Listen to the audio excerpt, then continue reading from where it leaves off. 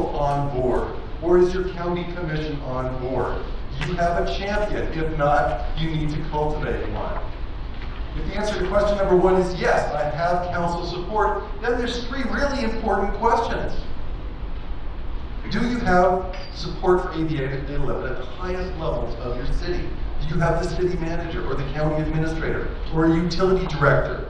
Do you have a Randy Poole in your jurisdiction? He's the head of the Sonoma County Water Agency that drove that process. Do you have legal counsel that will back a framework? It will work with you to create a framework that in fact can be implemented, that can be validated if need be. Is your finance director, or can your finance director? I thought that's Susan. I thought she was like, he fired up. I mean, we've heard Rod Toll. He is a champion, right? He's fired up when finance is king. So then you have some fundamental questions. Option number one, in terms of finance, do you keep it internal? Can you go to your general fund? Can you go to a county pool? Can you go to agencies? Can you go to local creditors in your community? Or do you outsource to turnkey providers? Or do you look at county or statewide options? Where's the money? That's really what it's all about. Let's be frank, if the answers to questions number 2 through 4 are all no, it's about 4 o'clock on a Friday afternoon. Just go on home and enjoy some Miller beer. If it's all yes, you won the lottery, and yes, the work begins. If it's 1 yes, take your vitamins. If it's 2 yes, wear a little bit less armor. But you need to have those 3 legs of the stool on board working with you in order to do either an internal program or an outsourced program. Number 5, do you understand the spread? We've talked a lot about it. If you can borrow money as a city or a county at 3% and you can lend it out at 7%, you've got 4% with which to operate your program.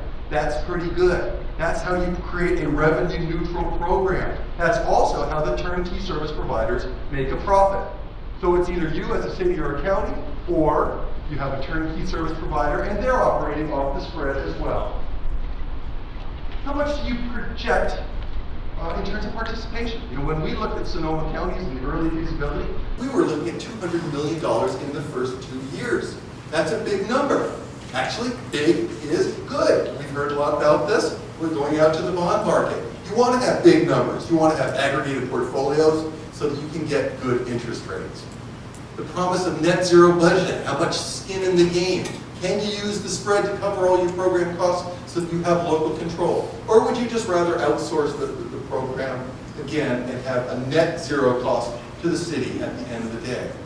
It calls for doing a feasibility analysis to look at your lending volume, to look at your program costs, to look at your interest rates, to figure out your spread, and to figure out whether you can really do this or not. Some cities may say, you know what? It's not going to be net zero, and we don't care, because we know that to fulfill our climate protection or climate mitigation mandates, it's going to cost us some money. And this may be the least cost carbon strategy that we have, even if it's not net zero cost. Competitive interest rates. Organizational design. I wrote, how much do you want to chew? How much can you chew? Here are the 4 options that I see based on being involved in this game for about a year. You go it alone as a city, like Palm Desert has. You hire a third party, whether it's Powerhouse or Clean Energy Advocates or renewable funding. You hook up with your county. Kind of interesting to think that a county can streamline something. You try the statewide program when it comes out in 90 to 100 days. Administration. Who's going to manage this effort? At the end of the day, you need a Pat Conlon, or you need somebody who's going to be answering the phone, who's going to be taking care of business, who's going to be the face of the program, one way or another. Implementing your program. There's a lot to do. We've talked very little in these sessions about marketing and outreach. But in order to get the requisite loan volumes, you need to have significant marketing and outreach to run a program. Eligible properties. You're going to fund residential and commercial? Just residential? Just commercial? What's it going to be? That's your choice. That's your council's choice. Setting priorities. Eligible technology. Solar PV only? That's pretty easy, because we've got the California Solar Initiative, certifying contractors, certifying technologies. But more and more we've heard today that people want a robust set of energy efficiency technologies, and they want water efficiency measures as well. And why on earth can't water efficiency measures be part of this program when water pumping is the largest use of electricity in the state of California. Certifications. Just how much rigor are you going to throw into your program? The more rigor you throw into the program, the more you jack up the cost, the less participation you have, right? So you have to really think about what level of certification, contractor certification, technology certification, what levels are appropriate and necessary. Measure effectiveness. We're starting to hear a lot about this performance-based criteria. Are you as a city or are you as a county going to lend somebody for a solar system if they've got the Tier 6 air conditioning system in the back of their building? Does that make sense? Is it your right to tell somebody who's borrowing money, it's their money, they're borrowing or having an assessment, is it your right to tell them what they can do first or second, or are you going to prohibit them from doing things that are further up the curve in terms of cost effectiveness? That's an interesting question. And there's a really good argument about it going on in the state of California right now. This whole notion of performance-based lending. Cities or counties are saying, it's our money, we're only going to lend for those things that have the greatest impact, for those things that reduce the most carbon. And I could easily argue just the flip side. This priority money, this preferential funding mechanism that we're all here to talk about is actually most appropriate for the things that are least cost effective, for the things that people will never do, because the private market, the free market, will handle all the easy stuff. But these are questions you have to figure out. Is it your money, or is it the people's money? Good question. Loan terms. We've seen lots of different loan term sizes. What size are you going to lend to? I mean, we've seen, I think Sonoma's at 3,000 or 2,500, and maybe Boulder was at 3,000, Palm Desert were at 5,000. There are transaction costs for these small loans. But again, we're not just doing this to be cost effective, we're doing this to achieve multiple objectives.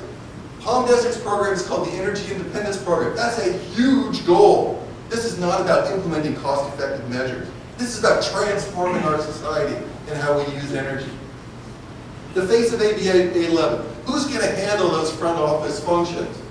The Office of Energy Management is an incredible thing to spend time there, and I look forward to going to Sonoma's energy store. And we have a Solar Santa Monica, we have a storefront in Santa Monica. People want to come in. They want to talk to us. They want honest advice. They don't want to be pushed into a deal. They're not ready to sign up for anything.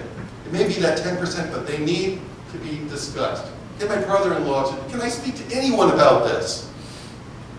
Processing loans. Who's going to handle the back office functions? Who's going to do all this work? Is it going to be outsourced, or is this going to be taken care of by your own staff? Measurement. You want to track the savings. Of course you want to track the savings. How are you going to track the savings? 3 cheers to Ann Livingston and Climate Smart for requiring the utility bills that are available to the city or to the county to be able to track their bills. We're having a heck of a time tracking our actual results in these cities. We need to know the success of our program. Success begets more success. Loan requirements. We've talked a lot about this. Is the lien enough? Is the title check enough? How much more rigor do we have to add to the program? The more rigor we add to the program, the more bureaucratic the program becomes, the less people are going to participate, the more it's going to cost. Keep it simple. Line of credit. Can you offer interim financing, or do you need to take reservations, let them pool up to a certain level, and then go out to the bond market? This is a really tricky issue that we're working with, and I think that there may be some very creative solutions to coming up with revolving loans, lines of credit, sharing amongst cities and counties, finding creditors within communities to help with this. Marketing. How will you market the program? We've spent a lot of time today talking about all the issues related to AB 811 and Mellow Roofs and 279 and 474. But fundamentally, how are we going to get out there and communicate this to the public? They don't understand contractual assessments. They don't know what property secured financing is.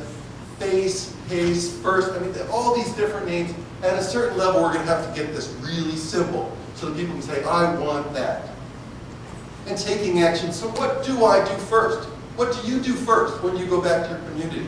What's your first step when you go back to your community? I would say, start thinking about a work plan. Start thinking about what is the feasibility of my community? What kind of a timeline am I thinking about? What about these other 19 questions? What am I going to do? How am I going to build a team of supporters? I'm not going to go at this alone. I've got to have people throughout my city or throughout my county, throughout my community, promoting this with me so that we can roll out this program and realize the deep level of savings that it has the promise to achieve. Thank you very much.